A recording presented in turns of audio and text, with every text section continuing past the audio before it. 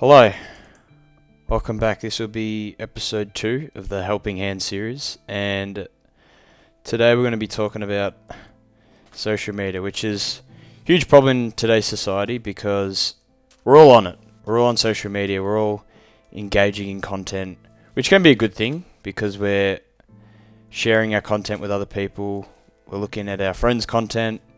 It's a good platform to connect and express a lot of things, but also it's probably one of the worst things for the younger generation. So I'd say my generation, so Gen Z, Gen Y, like those sort of younger generations, because we've grown up with it, and that's really all we know. And to older generations, it's something that's newer in terms of it's come in.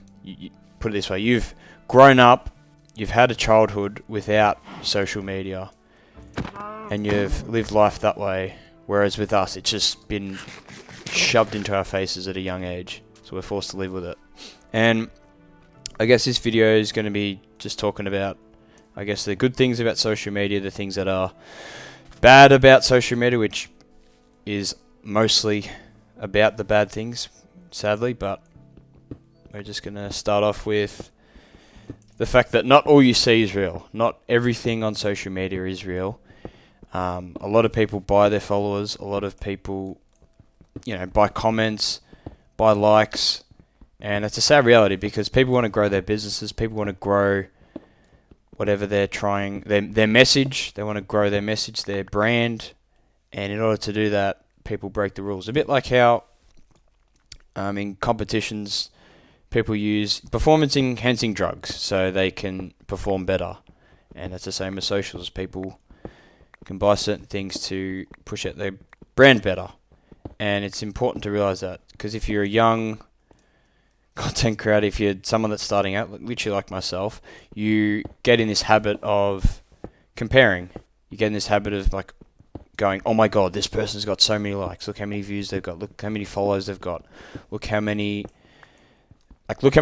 engagement they have and the amount of videos they have, which, like, most of the time it is just their strategy with the algorithm, and they know what they're doing. Like, there is that. I'm not saying everyone that blows up fast is fake, but a lot of it can be not real, especially with, we see a lot of AI nowadays, which is going to take over eventually. And like, I see these accounts all the time where they're trying to sell gym products or peptides, something like that, and it's just like an avatar that looks like a human, because AI has gotten that good, and people that are in older age groups will believe that, like, this person's legit, like this transformation's legit, but it's literally all AI. Like, you can tell. Like, us younger generations can probably tell slightly better because we've seen AI more, but if you're an older person, they wouldn't be able to tell, which is sad. So it's something to be aware of, and something to be mindful of, because it's not all real. Oh my god, I just placed that wrong. And another thing, obviously, is to be mindful what you're consuming, because a lot of the stuff I consume when I'm just tired and not really focused is like a lot of just brain rot content, memes that really don't take me anywhere positively. Because social media, there's so many good creators, especially on YouTube. I feel if you want to like properly learn things and skills, the long form content's probably the best bet. Like, there is heaps of people on Instagram and Snapchat or whatever that post things that are improvement. Like, most of the things I follow are self-improvement things to help me better myself. And if I am on social media, if I am scrolling, at least I'm watching good things. But if you're not doing that, like, it's just generally a waste of time. And because you could use social media in a way that is like learning, educational. Like I said with YouTube, there's so many YouTubers out there that I've learnt so much from, where you're like sitting down, writing notes down about their videos, and the videos are like at least half an hour long. Okay, I'm going to cry some torches. At least half an hour long. And you can get some, like, the way you think of it is like a class. Like, if you're in class and you're watching someone talk, and you're taking notes about a topic or certain issue or whatever they're talking about, you can do the exact same with YouTube. So use it as a great resource, I would say. There's lots of, as I said, lots of great creators out on YouTube. And that leads to another thing.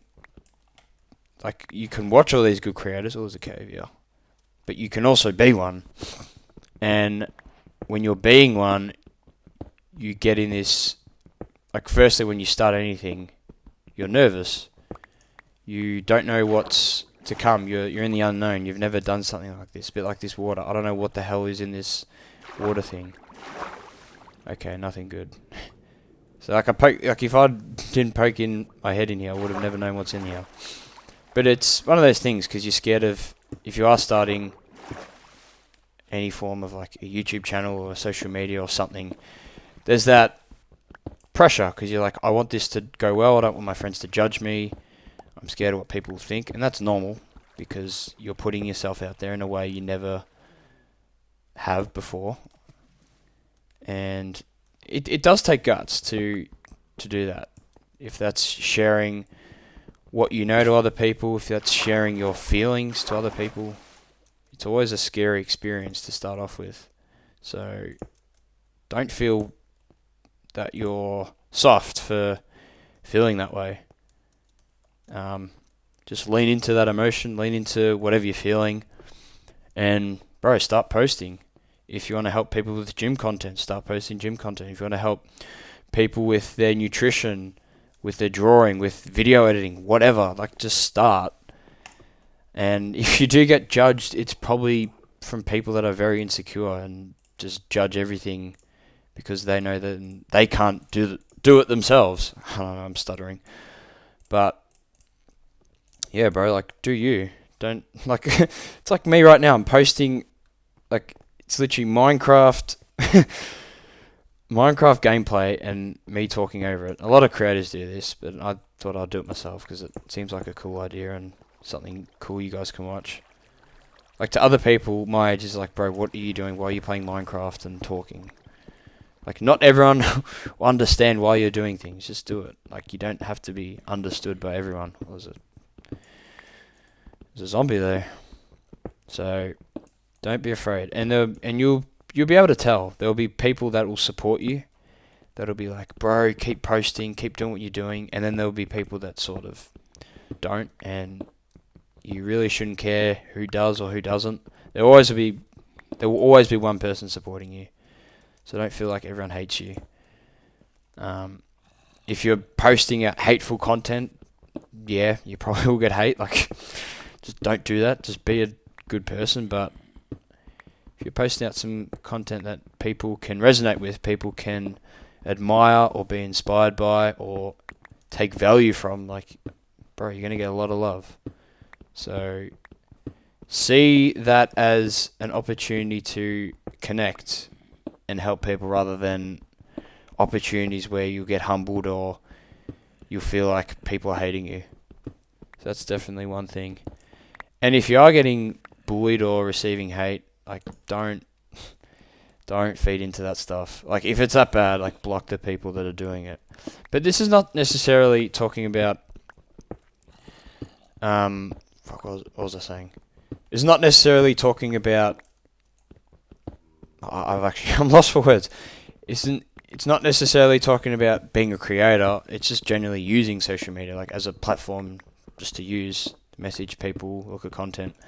Don't buy into all this cyberbullying because a lot of the time it's them being insecure or them seeing you as just an easy target to pick on.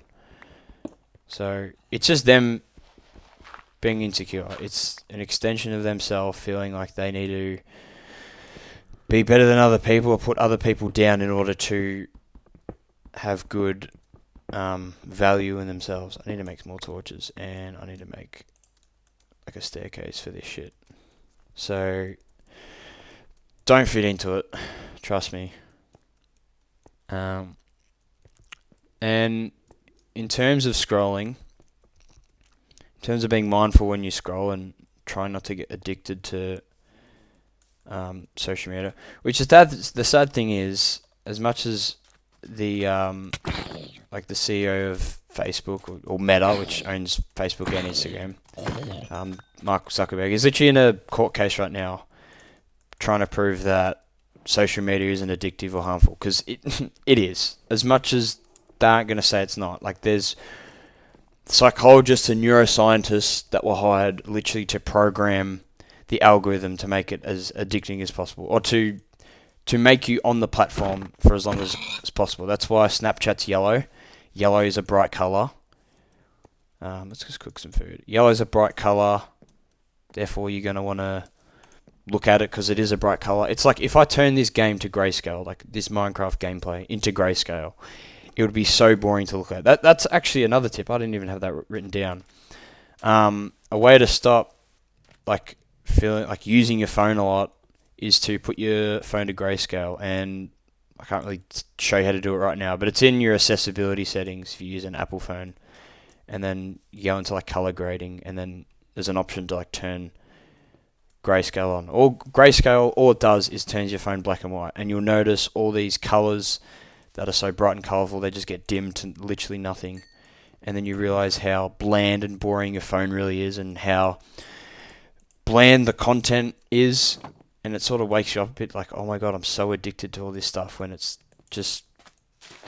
all these bright colors. That's why Instagram, what color is it? It's like the purplish, pink, red, orange sort of color. It's a bright color. It's like Facebook, it's blue.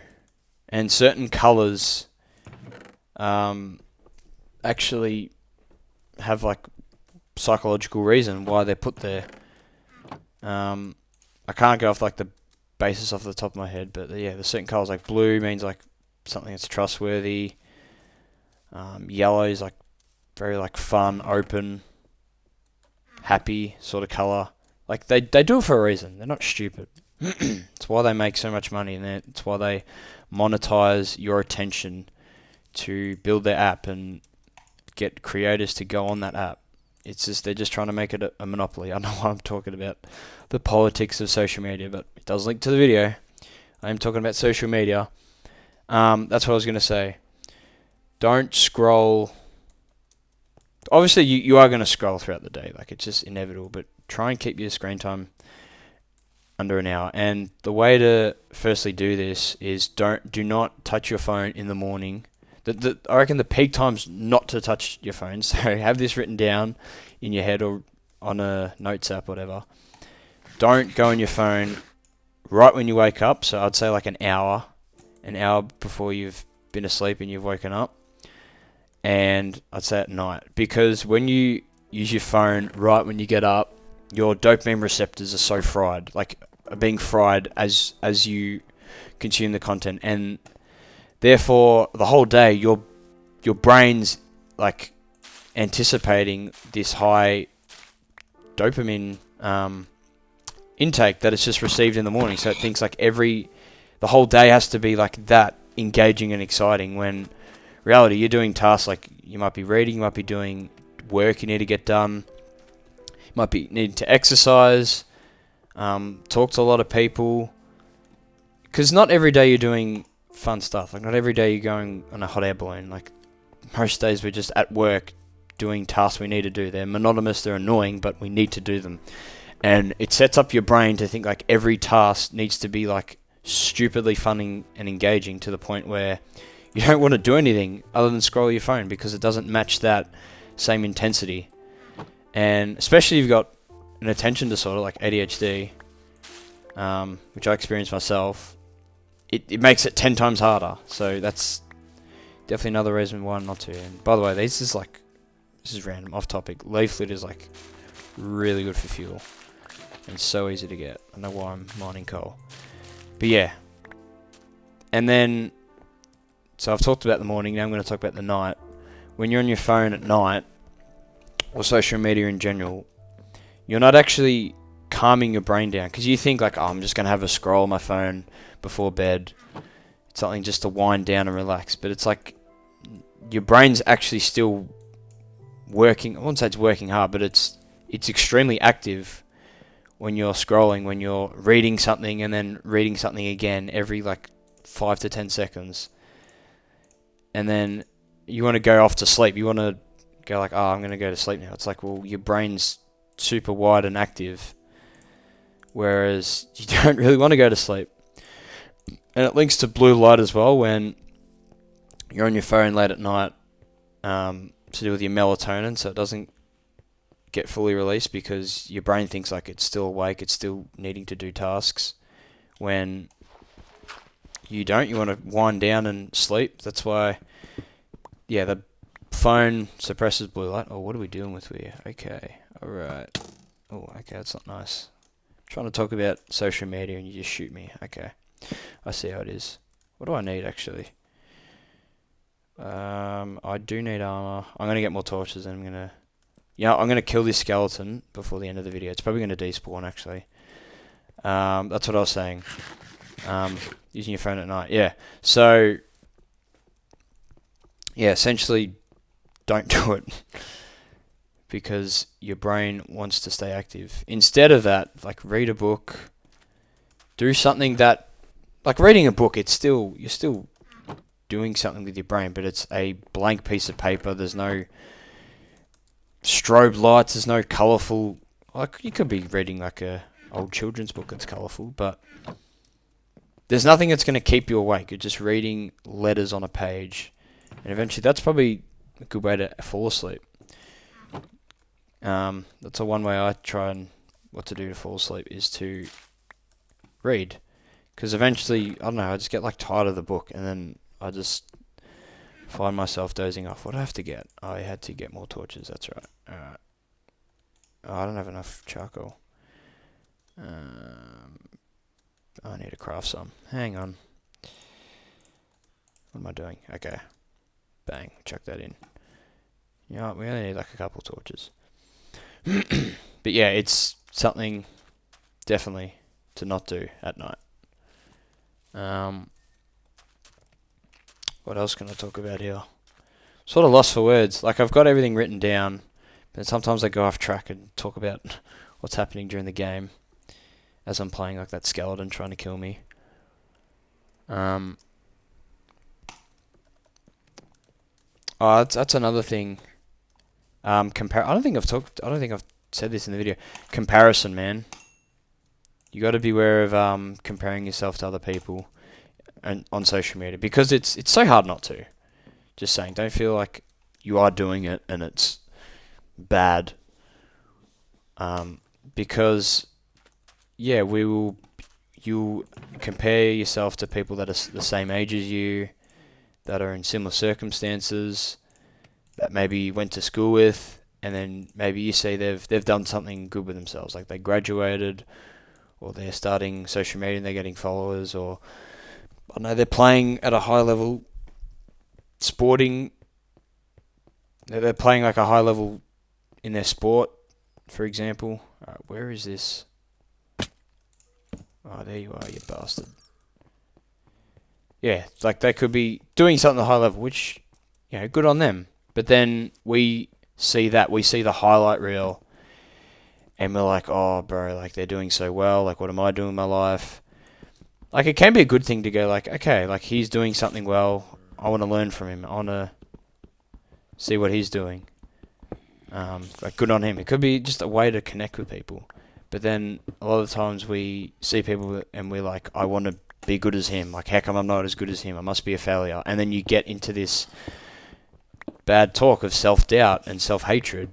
And it's like, you can't be happy for someone. Instead, your ego's gotten to you and you just feel helpless. So, yeah. It's like that saying, comparison is the thief of joy. Because it is sometimes.